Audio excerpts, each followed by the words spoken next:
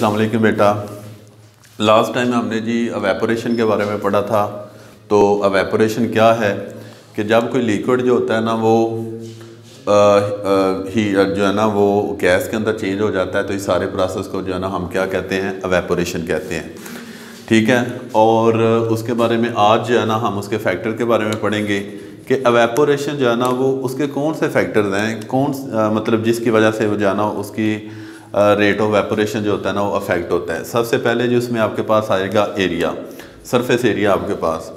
तो जितना ज़्यादा सरफेस एरिया जितना ज़्यादा होगा उतनी ही रेट ऑफ एवेपोरेशन ज़्यादा होगा, और अगर सरफेस एरिया जो है ना वो कम होगा तो रेट ऑफ एवेपोरेशन भी कम होगा। इसको यहाँ पे जी देखें, हम एक्सप्लेन करते हैं। अब यहाँ पे देखें जी, बुक के अंदर जो एग्जांपल दी हुई है ना कि आप चाय पी रहे हैं, अच्छा फ़ौरन अचानक से आपको जो है ना वो कॉल आ गई कि आप जल्दी से जो है ना फलां जगह पे पहुँचे, तो आप चाय जो है ना वो कप के अंदर है लेकिन वो गर्म है, आप फिल फॉर जो है ना उसे नहीं पी सकते। तो फिर उसके लिए आप क्या करेंगे, आप जो है ना उसके सॉसर यूज़ करेंगे, यानी कप के नीचे जो छोटी सी प्लेट होती है उसे हम सॉसर कहते हैं, तो उसको यूज़ करेंगे। और क्या होगा कि उसके अंदर चाय जो है ना वो बड़ी जल्दी से ठंडी हो जाएगी और आप उसे यूज़ करके जो है ना इस्तेमाल करेंगे, आप चले जाएंगे। अब इसकी वजह क्या है कि कप के अंदर चाय जल्दी ठंडी क्यों नहीं होती, और जो सॉसर यूज़ करते हैं उसके अंदर चाय जल्दी ठंडी क्यों हो जाती है। अब यहाँ पे देखें जी, कप जो है ना वो हमारे पास ये वाला है, ठीक है, और ये वाला जी हमारे पास है इसका एरिया, और दूसरी तरफ जो है ना हमारे पास जो है ना वो सॉसर वो हमारे पास ये वाली है। अब यहाँ पे देखें इसका एरिया जो है ना वो कितना है, इतना, और दूसरी तरफ सॉसर का एरिया जो है ना वो कितना है। अब यहाँ पे देखें कि जो सॉसर हैं इसके जो ये वाले आपके पास जो इस सरफेस एरिया के ऊपर जो आप हमारे पास जो है ना वो एलिमेंट मॉलिक्यूल्स होंगे वो, और उसके बाद जो है ना ये वाले उसके जो है ना वो नीचे होंगे। अब जो सरफेस एरिया के जो मॉलिक्यूल्स होंगे उनकी काइनेटिक एनर्जी जो है ना वो हाई होगी, उनकी काइनेटिक एनर्जी क्या होगी आपके पास, हाई होगी, और उसके नीचे जो है ना उसकी क्या होगी जी, लो होगी। अब जब due to the high kinetic energy ये वाले जो सरफेस एरिया के मॉलिक्यूल्स हैं ये बहुत जल्दी जो है ना वो वेपोरेट कर देंगे। जब ये वेपोरेट कर देंगे तो जो नीचे जो सरफेस एरिया के नीचे मॉलिक्यूल्स हैं उनकी काइनेटिक एनर्जी लो है। अब उन्होंने अपनी काइनेटिक एनर्जी के लेवल को पूरा करने के लिए उस कंपनसेशन को मतलब जो है ना वो पूरा करने के लिए क्या करेंगे कि वो सराउंडिंग से जो है ना वो अपने अंदर जो है ना वो हीट को एब्जॉर्ब करेंगे। तो जब ये सराउंडिंग से हीट को एब्जॉर्ब करेंगे तो ये वाली जो चाय है ये जो है ना फिल फॉर जो है ना ये ठंडी हो जाएगी। अब यहाँ पे कप की तरफ देखें जी, इसका जो हमारे पास ये वाले हैं ये वाले, इसका एरिया थोड़ा है और इसका सॉसर की निस्बत जो है ना। अब यहाँ पे देखें कि जब सरफेस एरिया ही थोड़ा है तो डेफिनेटली थोड़े मॉलिक्यूल जो है ना वो वेपोरेट होंगे। जब थोड़े मॉलिक्यूल वेपोरेट होंगे तो पीछे जो मॉलिक्यूल्स होंगे वो थोड़े मॉलिक्यूल्स होंगे कि जो आपके पास जो है ना वो अपनी काइनेटिक एनर्जी को पूरा करेंगे। तो लिहाजा कप के अंदर चाय को ठंडा होने में जो है ना वो टाइम लगेगा एज़ कम्पेयर टू सॉसर। ठीक है, उसके अलावा जी इसकी एक और एग्जांपल देखें कि आप कोई जो है ना वो पीस ऑफ क्लोथ जो लेते हैं, आप उसको जो है ना वो गीला करते हैं। गीला करने के बाद अगर आप जो है ना वो उसको इकट्ठा करके किसी जगह पे जो है ना वो इकट्ठा करके मतलब जो है ना वो इस तरह से कपड़े को रख देते हैं, ठीक है ना, और एक और पीस लेते हैं और उसको आप क्या करते हैं जी, वो इस तरह आप जो है ना वो उसको फैला के जो है ना वो रख देते हैं। तो ये वाला जो है ना वो आहिस्ता आहिस्ता इसके अंदर वेपोरेशन होगी और इसके अंदर वेपोरेशन जो है ना वो तेज़ी से होगी। इसकी वजह क्या है, इसका टोटल एरिया बेटा जो है ना वो आपके पास इतना है और इसका टोटल एरिया जो है ना वो इतना है। तो जितना एरिया ज़्यादा होगा उतना ही रेट ऑफ एवेपोरेशन ज़्यादा होगा, और जितना एरिया कम होगा रेट ऑफ एवेपोरेशन भी उतना ही कम होगा। उसके बाद इसका दूसरा पॉइंट जो है ना वो हमारे पास है टेम्परेचर है। तो टेम्परेचर के अंदर ये देखें जी, कल भी हमने इसके ऊपर जो है डिटेल से बात की थी कि जो हमारे पास टेम्परेचर है, टेम्परेचर और एवेपोरेशन जो होते हैं ये एक दूसरे के जो है ना वो डायरेक्टली प्रोपोर्शनल होते हैं। किस तरह कि अगर आप टेम्परेचर को बढ़ाएंगे रेट ऑफ एवेपोरेशन भी बढ़ जाएगा, और अगर आप टेम्परेचर को कम कर देंगे तो रेट ऑफ एवेपोरेशन भी कम हो जाएगा। और इसकी एग्जांपल भी कल आपको दी थी कि गर्मियों में रेट ऑफ एवेपोरेशन जो होता है ना वो सर्दियों की निस्बत जो होता है ना वो ज़्यादा होता है, क्यों? क्योंकि गर्मियों में टेम्परेचर ज़्यादा होता है, तो जब टेम्परेचर ज़्यादा होता है तो रेट ऑफ वेपोरेशन भी ज़्यादा होगा, और सर्दियों में चूँकि टेम्परेचर कम होता है तो लिहाजा इसका रेट ऑफ वेपोरेशन भी जो है ना वो कम होगा। उसके बाद ये आगे आपके पास है इंटरमालिक्यूलर फोर्सेस, कि इंटरमालिक्यूलर फोर्सेस जो होती हैं ये वेपोरेशन के ऊपर जो है ना वो किस तरह से अफेक्ट करती हैं।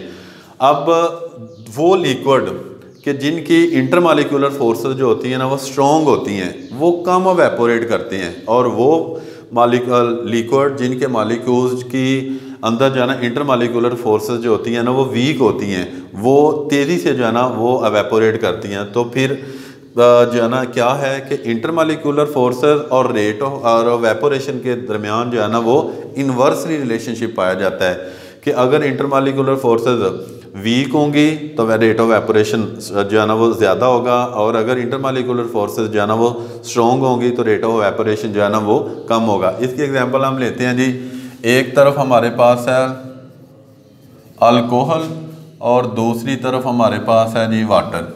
अब ये देखेंगे जी दोनों ही लिक्विड हमारे पास हैं, तो अल्कोहल जो है ना वो as a compare to water जल्दी एवेपोरेट हो जाएगी, और जो वाटर है वो भी एवेपोरेट होगा लेकिन वो आहिस्ता आहिस्ता एवेपोरेट होगा। तो आहिस्ता आहिस्ता एवेपोरेट होने की वजह क्या है जी, इसके अंदर जो इंटरमालिक्यूलर फोर्सेस है ना वो आपके पास क्या है जी वीक है, और इसके अंदर जो है ना वो क्या है आपके पास स्ट्रॉन्ग है। अब अल्कोहल के अंदर जो है ना वो इंटरमालिक्यूलर फोर्सेस जो है ना वो वीक क्यों हैं, और वाटर के अंदर जो है ना इंटरमालिक्यूलर फोर्सेस जो है ना वो स्ट्रॉन्ग क्यों हैं।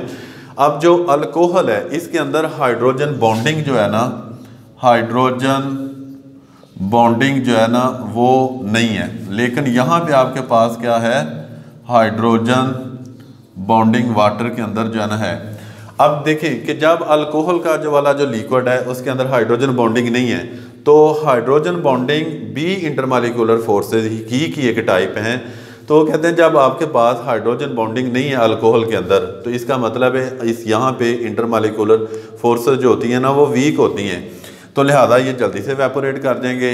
और दूसरी तरफ देखें जी जो वाटर है तो इसके अंदर जो है ना वो हाइड्रोजन बॉन्डिंग जो है ना मौजूद है, तो जब हाइड्रोजन बॉन्डिंग इसके अंदर मौजूद है तो इसका मतलब है यहाँ पे जो है ना इंटरमालिक्यूलर फोर्सेस स्ट्रॉन्ग है। जब ये इंटरमालिक्यूलर फोर्सेस स्ट्रॉन्ग है तो ये लिक्विड भी एवेपोरेट करेगा, लेकिन आहिस्ता आहिस्ता से जो है ना वो एवेपोरेट होगा। अब यहाँ पे देखें जी कि जो इंटरमालिक्यूलर फोर्सेस होती हैं इसका मतलब जो है ना वो क्या इफेक्ट होता है। ये हमारे पास जी एक कंटेनर है, ठीक है, ये वाली जो है ना वो इसके अंदर जो लिक्विड हमने लिया उसकी सरफेस है, कुछ मालिक्यूल्स जो है ना वो इसकी सरफेस मालिक्यूल्स हैं, मतलब जो सरफेस के ऊपर हैं, और कुछ जो है ना वो नीचे हैं इस तरह से।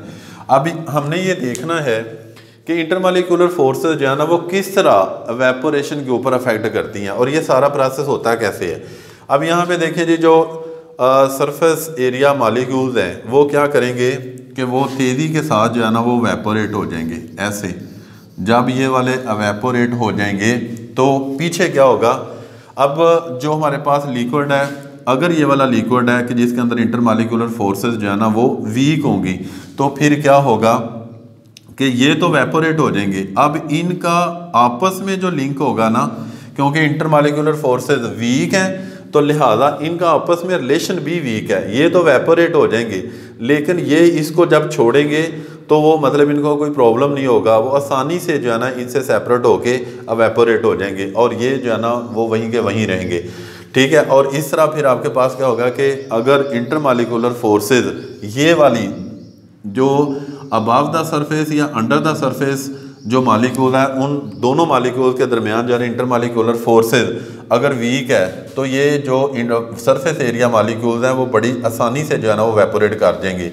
और अगर सरफेस एरिया मालिक्यूल्स जो और जो नीचे वाले मालिक्यूल्स हैं इन दोनों के दरमियान जो है ना वो इंटरमालिक्यूलर फोर्सेस जो है ना वो आपके पास क्या है जी स्ट्रॉन्ग है, तो जैसे ही ये जो सरफेस एरिया मालिक्यूल्स हैं ये एवेपोरेट होने लगेंगे, तो क्योंकि जो सरफेस के ऊपर मालिक्यूल हैं और सरफेस के नीचे मालिक्यूल हैं इनके दरमियान स्ट्रॉन्ग रिलेशनशिप जो है ना वो पाया जाता है, तो जैसे ही ये एवेपोरेट होने लगेंगे तो क्योंकि इनके दरमियान जो फोर्स ऑफ अट्रैक्शन है वो स्ट्रॉन्ग है, तो लिहाजा ये वाले जो है ना ये वाले मालिक्यूल इन मालिक्यूल को जो है ना वो छोड़ेंगे नहीं, तो क्या करेंगे फिर ये आहिस्ता आहिस्ता जो है ना वो वेपोरेट होंगे। अब ये देखें जी, अगर इंटरमालिक्यूलर फोर्सेस स्ट्रॉन्ग है तो रेट ऑफ वेपोरेशन कम होगा, क्योंकि ये मालिक्यूल इन मालिक्यूल के दरमियान जो है ना वो स्ट्रॉन्ग रिलेशन रखते हैं।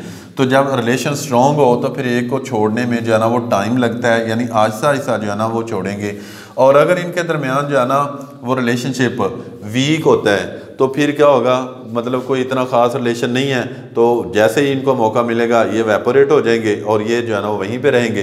तो इसका फिर क्या होगा, फिर ये अपनी जो है ना वो सराउंडिंग से काइनेटिक एनर्जी जो है ना वो पूरा करेंगे, और जब पूरा करेंगे या अपनी एनर्जी को बढ़ाएंगे ये सरफेस के ऊपर आ जाएंगे, फिर ये वाले जो है ना वेपोरेट होते जाएंगे।